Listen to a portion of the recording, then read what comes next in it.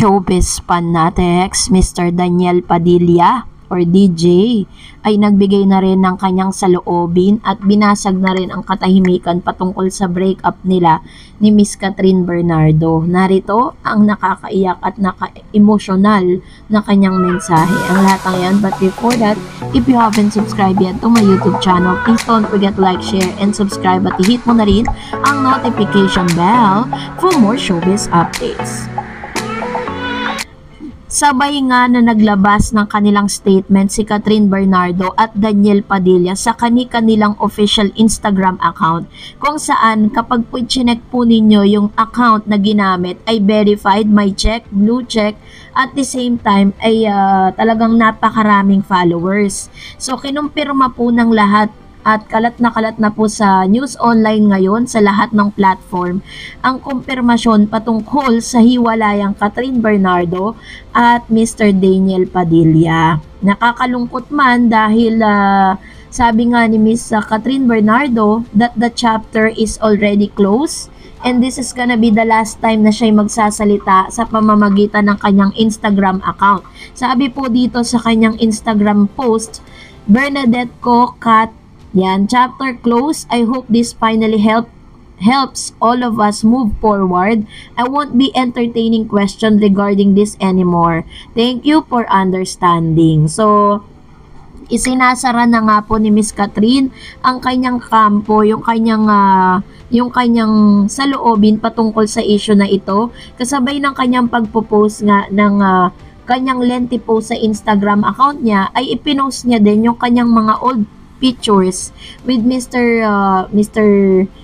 Daniel Padilla. So, talaga namang nakakaantig po yung mensahe nila sa bawat isa at sobra-sobra yung pasasalamat ni Catherine for 11 years nilang magkasama sila, no?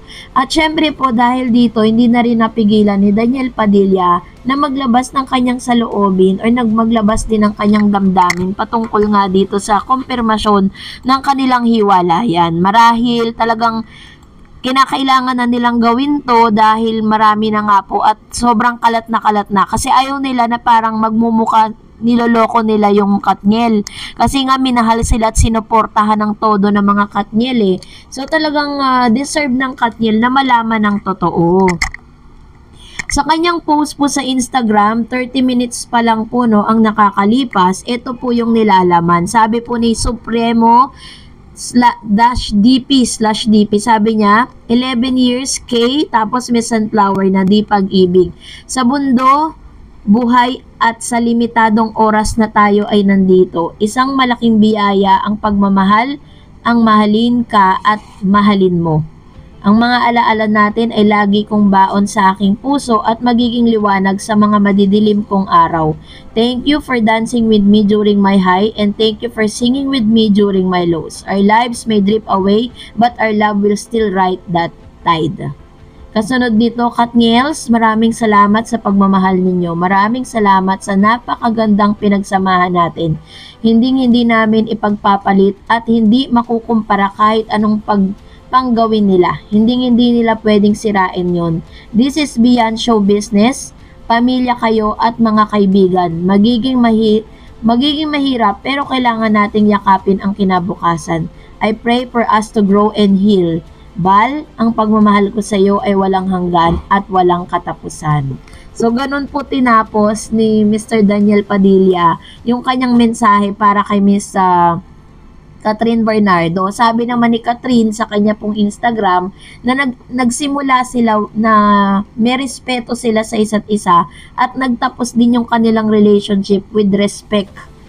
So, kasabay nga ng pagpo-post nitong lengthy post din, no, nitong si very short but sweet and meaningful naman yung post ni Mr. Daniel Padilla para kay Catherine. Kasabay nga nito, mas maaantig po kayo dun sa last photos kung saan ipinakita ni Daniel yung mga pets, no, na talagang inalagaan nila for the longest time, no. Sa mga vlogs po ni Catherine, nakikita natin kung gaano ka-close yung mga yung mga fur babies nila, 'di ba? Ang sakit lang sa puso, no.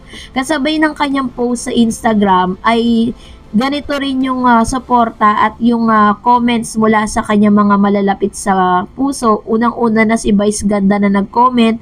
Sabi niya, yakap na mahigpit, Dij. Yan. Kasabay nito ang kanya pong kaibigan at palagi niyang kompanyo na si Joshua Garcia na may sabi dyan, no, yakap. And also, hindi rin po nakalimot na mag-post or mag-comment si Mr. and Mrs. Francisco. In Jesus' name, we will all heal in God's time. We love you both, Kat. And si Miss AC Bonifacio din.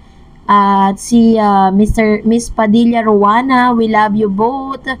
Si H2O Official, ayan. So, yung mga taong malalapit talaga kay DJ ang mga nagkomento dito. Pero, kapag pinuntahan nyo po yung official Instagram account ni DJ, nakalimited na po yung pwedeng magkomento. So, talagang ano na nila, diniscreet na po nila, ayaw na nila na makarinig pa ng any lengthy messages kasi mamaya may mga lumitaw pa na mga mga bashers po nila magtanong pa kung anong rason kung ba't sila naghiwalay. Siguro po iibigay na lang natin kay DJ tsaka kay Catherine kung ano man yun kasi dun po sa mga lengthy messages po nilang dalawa, wala silang binanggit ni hindi nila sinaraan ang bawat isa eh. Kung hindi, puro pasasalamat lang yung sinabi nila kasi eventually for the longest time 11 years na pinagsamahan nila, ayaw naman nila na magkakahiwalay sila nang hindi sila okay. Balay mo naman, 'di ba? Ilang buwan lang po ang makalipas, malalaman na lang natin na okay na ulit sila. 'Di ba? Pero sabi nga nila, gusto nila mag-grow up individually. Kasi parang mula pagkabata nila, growing up, magkasama na sila ni Catherine eh. Parang this time, ang gusto siguro nila mangyari sa mga buhay nila at sa karir nila is mag-grow up sila in their own ways. Hindi yung kailangan mong isipin yung partner mo, yung iyong girlfriend, yung boyfriend, diba? So, yun po yung isa sa mga nakikita nating dahilan. Pero yung pinaka-major reason bakit sila naghiwalay, wala naman po silang nabanggit. Pero ayon po sa mga chismosang kapitbahay, na ito daw di umanong si DJ. Pero wala naman tayong mga ebidensya na wala daw pangarap si DJ. At hindi raw ito, parang wala siyang pangarap for the future. Kasi nga 'di ba minsan nakikita natin laging umiinom si DJ, lagi siyang lasing, 'di ba? So, I think siguro naman hindi rin yun ang rason dahil nakita naman natin how hardworking person naman si DJ once na binibigyan siya ng project.